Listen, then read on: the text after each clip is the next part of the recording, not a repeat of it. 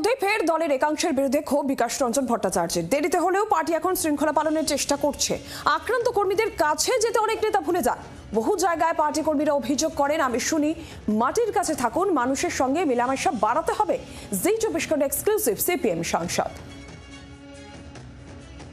সিদ্ধান্ত তো নিতেই হবে যদি এমন ঘটনা ঘটে যেটা পার্টির কাছে মনে হয় যে পার্টির আদর্শ বিরোধী, নীতি বিরোধী। দেরিতে হলেও পার্টি শৃঙ্খলা আরোপ করার চেষ্টা করছেন। অফিসে বুদ্ধদা এবং নিরুপম সেন তারা আমাকে ডাকলেন, তখন তারা ডেকে বলছেন যে যে পদ্ধতিতে আমি চলাফেরা করেছি, আমরা শুধু সেক্রেটারিয়েট মেম্বার কয়েকজন জানি, তোমায় দায়িত্ব দিলাম, সেভাবে তুমি এগো। তারপর থেকে আমি যেমন যা করার করেছি। আমার অভিজ্ঞতা কি, মানুষের কাছে যেতে হবে। আর যারা পার্টি হোল টাইমার, সর্বক্ষণের কর্মী, তাদের বেশি বেশি যেতে হবে।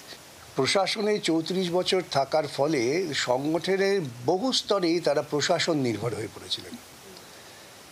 এই প্রশাসন নির্ভরতা কিন্তু মারাত্মক বিপদ করে। যারা মাটির কাছাকাছি থাকবেন, কাজ করবেন, তাদের উপর আক্রমণটা বেশি হয়। 2011-র পর থেকে সবচেয়ে বেশি আক্রমণ হয়েছে কিন্তু মাটির কাছাকাছি নেতৃত্বের।